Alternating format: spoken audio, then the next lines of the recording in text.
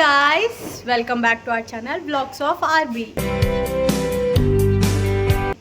So ఈరోజు మేము ఎక్కడికి వెళ్తున్నామంటే చూడండి గాయ్స్, ఎప్పుడు లేట్.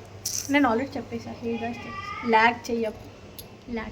ఇప్పుడు మేము ఎక్కడికి వెళ్తున్నామంటే ఇక్కడ టెంపుల్ తెలియదు కానీ ఓవర్ యాక్షన్ చేస్తాం. టెంపుల్కి వెళ్తున్నాం, అది నాగమ్మ తల్లి టెంపుల్కి వెళ్తున్నాం అనమాట.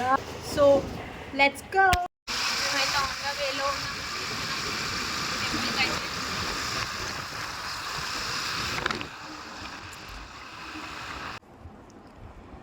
ఈ దేవాలయం సికింద్రాబాద్కి 8 కిలోమీటర్ల దూరంలో తిరుమలగిరి మిలిటరీ కంటోన్మెంట్ ఏరియాలో ఉంది. మనకు కుడివైపున స్వల్త ద్వారం కనిపిస్తుంది. స్వల్త ద్వారం నుండి దేవాలయం కనిపిస్తుంది. చుట్టూరా పచ్చని చెట్లు, ప్రశాంతమైన వాతావరణంలో ఈ దేవాలయం ఉంటుంది. దేవాలయానికి ఎదురుగా విశాలమైన కార్ పార్కింగ్ ఉన్నది. ఈ కార్ పార్కింగ్ పక్కనే ఒక అందమైన కొలను ఉన్నది. కొలను మధ్యలో నాగదేవత అమ్మవారి, వెనుక భాగాన యోగిని మాత, జయలక్ష్మి గారి విగ్రహాలు కనిపిస్తూ ఉంటాయి. ఈ ప్రాంగణంలో అనేక నాగదేవత ప్రతిమలు ఉన్నాయి. రావి చెట్టు మరియు వేప చెట్టు చుట్టూరా నాగదేవత ప్రతిమలను భక్తులే ప్రతిష్ఠ చేశారు. ఈ నాగప్రతిమలకు భక్తులే స్వయంగా పూజాధికాలు, పాలాభిషేకాలు నిర్వహించుకుంటారు. ఈ ప్రాంగణంలో నవగ్రహ దేవతా మండపం మరియు ఆంజనేయ స్వామి మరియు ఇతర దేవతామూర్తులు ఉన్నారు.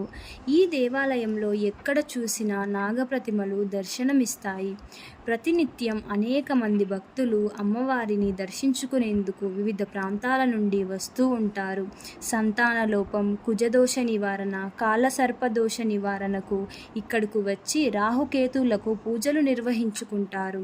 అంత మహిమానిత్యమైనది ఈ అమ్మవారు. ఇది చాలా పురాతనమైన దేవాలయం. దీని రాజగోపురం 7 అంతస్తులలో తమిళనాడులోని దేవాలయాన్ని పోలి ఉంటుంది. దీని చరిత్ర చూసినట్లయితే 150 సంవత్సరాల పూర్వంలో ఇక్కడ స్వయంభూ నాగదేవత అమ్మవారి పుట్ట ఉండేది. భక్తులు స్వయంగా పూజలు నిర్వహించేవారు. తరువాత ఈ ప్రాంతమంతా కూడా బ్రిటిష్ వారి మిలిటరీ కంటోన్మెంట్ ఏరియాగా మారింది.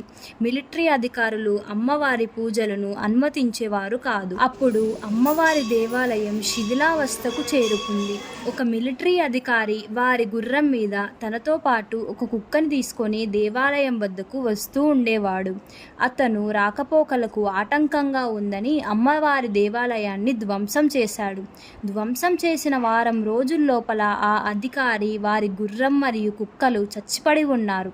చాలా కాలం వరకు అమ్మవారికి పూజాధికారులు ఎవ్వరూ నిర్వహించలేదు. ఇప్పుడు నిర్మించిన ఈ దేవాలయం నిర్మాణం వెనుక మాతా జయలక్ష్మి అమ్మవారి కృషి ఉన్నది. జయలక్ష్మి గారిని సికింద్రాబాద్ వాస్తవ్యులు బ్రహ్మశ్రీ దేవరాజు సుబ్రహ్మణ్యం గారికి ఇచ్చి వివాహం చేశారు. సుబ్రహ్మణ్యం గారి కులదేవత నాగదేవత అమ్మవారు. జయలక్ష్మి గారికి సర్పాలంటే అమితమైన భయం. కానీ అత్తవారింట్లో నాగదేవత పూజలు చేసేవారు.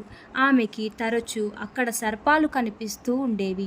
ఈ విషయంలో ఆమెకు అత్తగారికి మధ్య మనస్పర్ధాలు వచ్చి సుబ్రహ్మణ్యం గారు మరియు జయలక్ష్మి గారు వేరే కాపురంకు వెళ్ళారు. అక్కడ కూడా ఆమెకు సర్పాలు కనిపిస్తూనే ఉండేవి. ఈ విధంగా వారు 7 ఇల్లులు మారారు. ఎక్కడికి వెళ్ళినా కూడా సర్పాలు కనిపిస్తూనే ఉండేవి. అప్పుడు జయలక్ష్మి గారు ఆలోచించి, నాగదేవత నా ద్వారా ఏదో కార్యక్రమం చెయ్యాలని తరచూ తనకు కనిపిస్తుందని ఆమె భావించారు. ఆమె 11/3/1956 సంవత్సరంలో నారాయణ స్వామి అనే పండంటి బిడ్డకు జన్మనిచ్చింది. పండితులు నారాయణ స్వామి జాతకం చూసి జన్మించిన వాడు ఒక దివ్య ఆత్మ అని, 5 లేక 7 లేక 9వ సంవత్సరంలో మరణం సంభవిస్తుందని చెప్పారు. వారు చెప్పినట్లు నారాయణ స్వామి 9వ సంవత్సరంలో తాను పుట్టిన నెల, పుట్టిన తేదీ రోజున మరణించాడు. ఇలా జరగటం గొప్పవారికి మాత్రమే జరుగుతుంది. నారాయణ స్వామి మరణించిన తరువాత జయలక్ష్మి గారు డీలా పడిపోయి పిచ్చిదాని వలె అయిపోయారు. అప్పుడు నాగదేవత జయలక్ష్మి గారి కలలోకి వచ్చి, నీ బాబును నేనే తీసుకున్నాను, నా దగ్గరే ఉన్నాడు చూడు అని చూపించిందట. నాకు గుడి కట్టమని కోరిందట.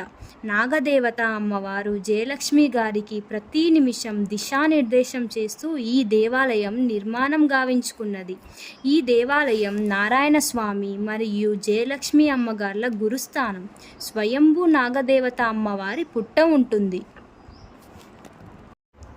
ఇది గైస్ ఈ గుడి వెనుక ఉన్న స్టోరీ. మరిన్ని వీడియోల కోసం మా ఛానల్ని సబ్స్క్రైబ్ చేసుకోండి. Bye guys.